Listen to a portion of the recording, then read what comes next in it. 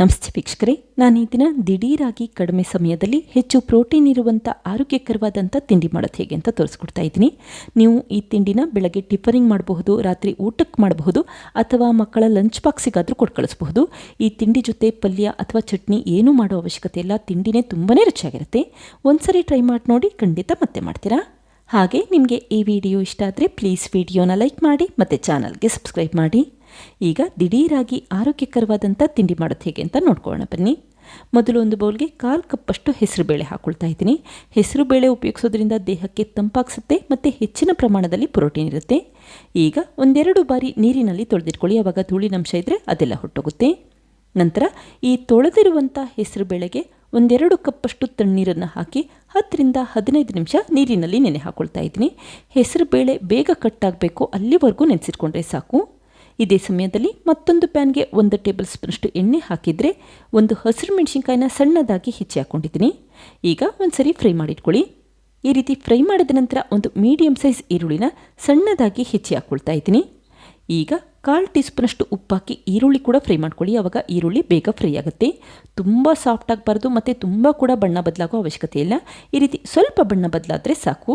ನಂತರ ಒಂದು ಕ್ಯಾರೆಟ್ನ ಸಿಪ್ಪೆ ತೆಗೆದು ತುರಿದು ಹಾಕ್ಕೊಳ್ತಾ ಇದ್ದೀನಿ. ನಂತರ ನಾನಿಲ್ಲಿ 1 ಟೊಮ್ಯಾಟೊನ ಸಣ್ಣದಾಗಿ ಹೆಚ್ಚಿ ಹಾಕ್ಕೊಳ್ತಾ ಇದ್ದೀನಿ. ಹಾಗೆ ಅರ್ಧ ಕಪ್ಪಷ್ಟು ಸಬ್ಬಸಿಗೆ ಸೊಪ್ಪನ್ನು ಕೂಡ ಹಾಕ್ಕೊಳ್ತಾ ಇದ್ದೀನಿ. ಸಬ್ಬಸಿಗೆ ಸೊಪ್ಪು ಉಪಯೋಗಿಸೋದ್ರಿಂದ ಈ ತಿಂಡಿ ತುಂಬಾ ರುಚಿಯಾಗಿರುತ್ತೆ. ಹಾಗೆ ಆರೋಗ್ಯಕ್ಕಂತೂ ತುಂಬಾ ಒಳ್ಳೆಯದು. ಮನೆಯಲ್ಲಿ ಇದ್ದರೆ ಉಪಯೋಗಿಸಿ, ಇಲ್ಲ ಅಂತಂದರೆ ಒಂದು 3 ಚಮಚದಷ್ಟು ಸಣ್ಣದಾಗಿ ಹೆಚ್ಚಿರುವಂಥ ಕೊತ್ತಂಬರಿ ಸೊಪ್ಪು ಹಾಕ್ಕೊಳ್ಳಿ. ನಾನಿಲ್ಲಿ ಕೊತ್ತಂಬರಿ ಸೊಪ್ಪು ಏನೂ ಹಾಕ್ತಾ ಇಲ್ಲ, ಸಬ್ಬಸಿಗೆ ಸೊಪ್ಪಿನ ಫ್ಲೇವರೇ ತುಂಬ ಚೆನ್ನಾಗಿ ಬರ್ತಾ ಇರುತ್ತೆ. ಈಗ ಒಂದು ಅರ್ಧ ನಿಮಿಷ ಈ ರೀತಿ ಒಂದ್ಸರಿ ಮಿಕ್ಸ್ ಮಾಡಿಟ್ಕೊಂಡ್ರೆ ಸಾಕು. ತಕ್ಷಣವೇ ಸ್ಟವ್ ಆಫ್ ಮಾಡಿಕೊಂಡು ಈ ಬೇಯಿಸಿರುವಂಥ ಮಿಶ್ರಣನ ಸ್ವಲ್ಪ ತಣ್ಣಗಾಗಲಿಕ್ಕೆ ಹಾಗೆ ಇಟ್ಟಿದ್ದೀನಿ. ನೋಡಿ, ಈಗ ಹೆಸರುಬೇಳೆ ಕೂಡ ಚೆನ್ನಾಗಿ ನೆಂದಿದೆ. ಈ ರೀತಿ ಬೆರಳಲ್ಲಿ ಕಟ್ ಮಾಡಿದ್ರೆ ಬೇಗ ಕಟ್ಟಾಗಬೇಕು, ಅಷ್ಟು ಸಮಯ ನೆನೆಸಿಟ್ಕೊಂಡ್ರೆ ಸಾಕು. ಕೇವಲ 10 ನಿಮಿಷದಲ್ಲೆಲ್ಲ ಹೆಸರುಬೇಳೆ ತುಂಬ ಸಾಫ್ಟ್ ಆಗುತ್ತೆ. ನೀವು ಜಾಸ್ತಿ ಸಮಯ ಕೂಡ ನೆನೆಸೋ ಅವಶ್ಯಕತೆ ಇಲ್ಲ. ನೋಡಿ, ಈಗ ಎಷ್ಟು ಬೇಗ ಕಟ್ಟಾಗ್ತಾ ಇದೆ. ಹಾಗೆ ಈ ನೆನೆಸಿರುವಂಥ ಹೆಸರುಬೇಳೆನ ತೆಗೆದಿಟ್ಕೊಳ್ತಾ ಇದ್ದೀನಿ. ಆದಷ್ಟು ಈ ನೀರನ್ನು ಶೋಧಿಸಿಟ್ಕೊಂಡು ನಂತರ ಒಂದು ಮಿಕ್ಸಿ ಜಾರ್ಗೆ ಹಾಕ್ಕೊಳ್ತಾ ಇದ್ದೀನಿ. ಕೇವಲ 1/4 ಕಪ್ಪಷ್ಟು ಹೆಸರುಬೇಳೆ ಉಪಯೋಗಿಸಿದ್ರೆ ಸಾಕು. 4 ಜನಕ್ಕಾಗೋಷ್ಟು ಈ ತಿಂಡಿನ ಮಾಡ್ಕೋಬಹುದು. ನಂತರ ನಾನಿಲ್ಲಿ 1 ಟೀ ಸ್ಪೂನಷ್ಟು ಹೆಚ್ಚಿರುವಂಥ ಶುಂಠಿ ಹಾಕಿದರೆ ಅರ್ಧ ಟೀ ಸ್ಪೂನಷ್ಟು ಜೀರಿಗೆ ಹಾಕ್ಕೊಳ್ತಾ ಇದ್ದೀನಿ. ಹಾಗೆ ಅರ್ಧ ಕಪ್ಪಷ್ಟು ತಣ್ಣೀರನ್ನು ಹಾಕಿ ನುಣ್ಣಗೆ ರುಬ್ಬಿಟ್ಕೊಳ್ಳಿ. ಈ ರೀತಿ ರುಬ್ಬಬೇಕಾದ್ರೆ ಸ್ವಲ್ಪ ಜೀರಿಗೆ, ಸ್ವಲ್ಪ ಶುಂಠಿ ಉಪಯೋಗಿಸೋದ್ರಿಂದ ಫ್ಲೇವರ್ ಚೆನ್ನಾಗಿ ಬರ್ತಾ ಇರುತ್ತೆ. ಹಾಗೆ ಬೇಗ ಜೀರ್ಣ ಆಗುತ್ತೆ. ನೋಡಿ, ಈಗ ಚೆನ್ನಾಗಿ ನುಣ್ಣಗೆ ರುಬ್ಬಿಟ್ಕೊಂಡಿದ್ದೀನಿ. ಇದಕ್ಕೀಗ 1 ಕಪ್ಪಷ್ಟು ಅಕ್ಕಿ ಹಿಟ್ಟು ಹಾಕ್ಕೊಳ್ತಾ ಇದ್ದೀನಿ. ಹಾಗೆ ಅದೇ ಕಪ್ಪಲ್ಲಿ ಮೊದಲು ಅರ್ಧ ಕಪ್ಪಷ್ಟು ತಣ್ಣೀರು ಹಾಕ್ಕೊಳ್ಳಿ. ನೀರು ಹಾಕಬೇಕಾದ್ರೆ ಒಟ್ಟಿಗೆ ಹಾಕ್ಲಿಕ್ಕೆ ಹೋಗಬೇಡಿ, ಬೇಗ ತೆಳುವಾಗೋ ಚಾನ್ಸಸ್ ಇರುತ್ತೆ. ಸ್ವಲ್ಪನೇ ನೀರನ್ನು ಹಾಕಿ ನಿಧಾನಕ್ಕೆ ರುಬ್ಬಿಟ್ಕೊಳ್ಳಿ. ನೋಡಿ, ಈಗ ಒಂದ್ಸರಿ ರುಬ್ಬಿಟ್ಕೊಂಡಿದ್ದೀನಿ, ಗಟ್ಟಿಯಾಗಿದೆ. ಮತ್ತೆ ಒಂದು ಅರ್ಧದಿಂದ 3/4 ಕಪ್ಪಷ್ಟು ತಣ್ಣೀರು ಹಾಕ್ಕೊಳ್ತಾ ಇದ್ದೀನಿ.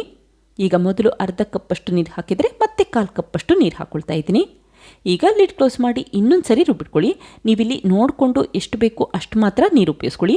ತುಂಬ ತೆಳು ಮಾಡಲಿಕ್ಕೆ ಹೋಗಬೇಡಿ. ನೋಡಿ, ದೋಸೆ ಹಿಟ್ಟಿರುತ್ತಲ್ಲ ಆ ಕನ್ಸಿಸ್ಟೆನ್ಸಿಯಲ್ಲಿ ರುಬ್ಬಿಟ್ಕೊಳ್ಳಿ. ಹಾಗೆ ಈ ರೀತಿ ನುಣ್ಣಗೆ ರುಬ್ಬಿಟ್ಕೊಳ್ಳಿ ಅಷ್ಟೇ.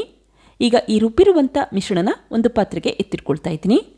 ಹಾಗೆ ಮಿಕ್ಸಿ ಜಾರ್ಗೆ 1/4 ಕಪ್ಪಷ್ಟು ತಣ್ಣೀರನ್ನು ಹಾಕಿ ಆ ನೀರನ್ನು ಕೂಡ ಉಪಯೋಗಿಸ್ಕೊಳ್ಳಿ. ಈಗ ರುಚಿಗೆ ತಕ್ಕಷ್ಟು ಉಪ್ಪಾಕಿ ಒಂದ್ಸರಿ ನೀಟಾಗಿ ಮಿಕ್ಸ್ ಮಾಡ್ಕೊಳ್ತಾ ಇದ್ದೀನಿ. ಈ ರೀತಿ ಮಿಕ್ಸಿಯಲ್ಲಿ ಅಕ್ಕಿ ಹಿಟ್ಟನ್ನು ಹಾಕಿ ರುಬ್ಬೋದ್ರಿಂದ ಮಿಶ್ರಣದಲ್ಲಿ ಗಂಟುಗಳಾಗೋದಿಲ್ಲ ಮತ್ತು ಬೇಗ ಕೂಡ ಈ ತಿಂಡಿನ ಮಾಡ್ಕೋಬಹುದು. ಕೈಯಲ್ಲಿ ಮಿಕ್ಸ್ ಮಾಡೋದಾದರೆ ಗಂಟುಗಳಾಗುತ್ತೆ ಮತ್ತು ಸಮಯ ಕೂಡ ಹೆಚ್ಚಾಗುತ್ತೆ. ಹಾಗಾಗಿ ಮಿಕ್ಸಿಯಲ್ಲೇ ಅಕ್ಕಿ ಹಿಟ್ಟನ್ನು ಹಾಕಿ ರುಬ್ಬಿಟ್ಕೊಳ್ಳಿ. ಈಗ ಮೊದಲೇ ಮಾಡಿಟ್ಟಂಥ ಈರುಳ್ಳಿ ಮತ್ತು ಕ್ಯಾರೆಟ್ ಮಿಶ್ರಣನ ಹಾಕ್ಕೊಳ್ತಾ ಇದ್ದೀನಿ. ಈ ರೀತಿ ಈರುಳ್ಳಿ, ಕ್ಯಾರೆಟ್ ಮಿಶ್ರಣ ಹಾಗೆ ಸಬ್ಬಸಿಗೆ ಸೊಪ್ಪಿನ ಮಿಶ್ರಣ ಹಾಕೋದ್ರಿಂದ ತಿಂಡಿ ತುಂಬಾ ರುಚಿಯಾಗಿರುತ್ತೆ ಮತ್ತು ಆರೋಗ್ಯಕರವಾಗಿರುತ್ತೆ ಅಂತಷ್ಟೇ. ಈಗ ಮತ್ತೆ ಒಂದ್ಸರಿ ನೀಟಾಗಿ ಮಿಕ್ಸ್ ಮಾಡಿಟ್ಕೊಳ್ಳಿ. ಈರುಳ್ಳಿ ಮಿಶ್ರಣ ಈ ಹಿಟ್ಟಿನಲ್ಲಿ ಎಲ್ಲ ಕಡೆ ಬೆರಿಬೇಕು, ಆ ರೀತಿ ಒಂದ್ಸರಿ ಮಿಕ್ಸ್ ಮಾಡಿಟ್ಕೊಳ್ಳಿ. ಈಗ ಕೊನೆಯದಾಗಿ ನಾನಿಲ್ಲಿ 1/4 ಟೀ ಸ್ಪೂನಷ್ಟು ಅಡುಗೆ ಸೋಡಾ ಹಾಕಿದರೆ 1 ಟೀ ಸ್ಪೂನಷ್ಟು ನಿಂಬೆ ಹಣ್ಣಿನ ರಸ ಹಾಕ್ಕೊಳ್ತಾ ಇದ್ದೀನಿ. ನಿಂಬೆ ಹಣ್ಣಿನ ರಸ ಹಾಕೋದ್ರಿಂದ ಸೋಡಾ ಆ್ಯಕ್ಟಿವೇಟ್ ಆಗುತ್ತೆ ಮತ್ತು ಈ ತಿಂಡಿ ಕೂಡ ತುಂಬಾ ಸಾಫ್ಟಾಗಿ ಬರುತ್ತೆ. ನೋಡಿ, ಈಗ ಒಂದ್ಸರಿ ಮಿಕ್ಸ್ ಮಾಡಿಟ್ಕೊಂಡ್ರೆ ಸಾಕು, ಮಿಶ್ರಣ ರೆಡಿಯಾಗುತ್ತೆ. ಇದೇ ಸಮಯದಲ್ಲಿ ತವಾ ಕೂಡ ಬಿಸಿಯಾಗಿದೆ. ತವಾ ಈ ರೀತಿ ಚೆನ್ನಾಗಿ ಬಿಸಿಯಾದ ನಂತರ ನಿಧಾನಕ್ಕೆ ಸ್ವಲ್ಪ ಹಿಟ್ಟನ್ನು ಹಾಕ್ಕೊಳ್ತಾ ಇದ್ದೀನಿ. ಹಾಗೆ ಈ ರೀತಿ ಸ್ವಲ್ಪ ಪುಟ್ಟದಾಗಿ ಮಾಡಿಟ್ಕೊಂಡಿದ್ದೀನಿ. ನಾನಿಲ್ಲಿ ಸೆಟ್ ದೋಸೆ ಯಾವ ರೀತಿ ಇರುತ್ತೆ ಆ ರೀತಿ ಮಾಡಿಟ್ಕೊಳ್ತಾ ಇದ್ದೀನಿ ಅಷ್ಟೇ. ಈಗ ಲಿಡ್ ಕ್ಲೋಸ್ ಮಾಡಿ ಉರಿನ ಮೀಡಿಯಂ ಫ್ಲೇಮ್ಗಿನ್ನ ಸ್ವಲ್ಪ ಜಾಸ್ತಿ ಇಟ್ಕೊಂಡು ಒಂದು ಅರ್ಧ ನಿಮಿಷ ಬೇಲಿಕಿಟ್ಕೊಳ್ಳಿ. ನೋಡಿ, ಈಗ ಅರ್ಧ ನಿಮಿಷ ಆಗಿದೆ. ನಿಧಾನಕ್ಕೆ ಲಿಡ್ ಓಪನ್ ಮಾಡ್ಕೊಳ್ತಾ ಇದ್ದೀನಿ. ಹಾಗೆ ಮೇಲ್ಭಾಗಕ್ಕೆ ಸ್ವಲ್ಪ ಎಣ್ಣೆ ಸ್ಪ್ರೆಡ್ ಮಾಡಿಕೊಂಡು ಇನ್ನೊಂದು ಸೈಡ್ ಟರ್ನ್ ಮಾಡಿಟ್ಕೊಳ್ಳಿ. ಎರಡೂ ಬದಿ ಈ ರೀತಿ ಚೆನ್ನಾಗಿ ಬೆಂದ ನಂತರ ನಿಧಾನಕ್ಕೆ ಹೊರಗಡೆ ಎತ್ತಿಟ್ಕೊಳ್ಳಿ. ಈಗ ಮತ್ತೊಂದು ಸರಿ ಈ ತಿಂಡಿ ಮಾಡೋದು ಹೇಗೆ ಅಂತ ತೋರಿಸ್ಕೊಡ್ತಾ ಇದ್ದೀನಿ. ಬೇಕಿದ್ದರೆ ಈ ರೀತಿ ಸ್ವಲ್ಪ ತೆಳುವಾಗಿ ಕೂಡ ಸ್ಪ್ರೆಡ್ ಮಾಡ್ಕೋಬಹುದು. ಸೆಟ್ ದೋಸೆ ಯಾವ ರೀತಿ ಸಾಫ್ಟ್ ಆಗಿರುತ್ತೆ ಅದೇ ರೀತಿ ಈ ತಿಂಡಿ ಕೂಡ ತುಂಬಾ ಸಾಫ್ಟ್ ಆಗಿರುತ್ತೆ. ಒಂದ್ಸರಿ ಟ್ರೈ ಮಾಡಿ ನೋಡಿ, ಖಂಡಿತ ಮತ್ತೆ ಮಾಡ್ತೀರಾ. ಹಾಗೆ ಈ ತಿಂಡಿ ಮಾಡಬೇಕಾದ್ರೆ ನೀವು ಮೊಸರು ಉಪಯೋಗಿಸೋ ಅವಶ್ಯಕತೆ ಇಲ್ಲ, ಅವಲಕ್ಕಿ ಬೇಡ, ರವೆ ಕೂಡ ಬೇಡ. ಕಡಿಮೆ ಸಾಮಗ್ರಿಗಳಲ್ಲಿ ಆರೋಗ್ಯಕರವಾದ ತಿಂಡಿ ಮಾಡ್ಕೋಬಹುದು ಮತ್ತು ದಿಢೀರಾಗಿ ಮಾಡಬಹುದು. ಈಗ ಮಾಡಿಟ್ಟಂಥ ತಿಂಡಿನ ಒಂದು ಪ್ಲೇಟ್ಗೆ ಸರ್ವ್ ಮಾಡಿಟ್ಕೊಂಡಿದ್ದೀನಿ. ಈ ತಿಂಡಿ ಜೊತೆ ನೀವು ಚಟ್ನಿ ಮತ್ತು ಪಲ್ಯ ಏನೂ ಮಾಡೋದು ಬೇಡ, ಹಾಗೆ ತಿನ್ನಬಹುದು. ಬೇಕಿದ್ದರೆ ಉಪ್ಪಿನಕಾಯಿ ಜೊತೆ ಸರ್ವ್ ಮಾಡ್ಕೊಳ್ಳಿ ಅಷ್ಟೇ. ನೋಡಿದ್ರಲ್ಲ ಫ್ರೆಂಡ್ಸ್, ಎಷ್ಟು ಸುಲಭವಾಗಿ ದಿಢೀರಾಗಿ ಹೆಚ್ಚು ಪ್ರೋಟೀನ್ ಇರುವಂಥ ಆರೋಗ್ಯಕರವಾದಂಥ ಹಾಗೆ ತುಂಬಾ ಸಾಫ್ಟ್ ಆದಂಥ ತಿಂಡಿ ಯಾವ ರೀತಿ ಮಾಡಿದೆ ಅಂತ ಗೊತ್ತಾಯ್ತಲ್ವಾ.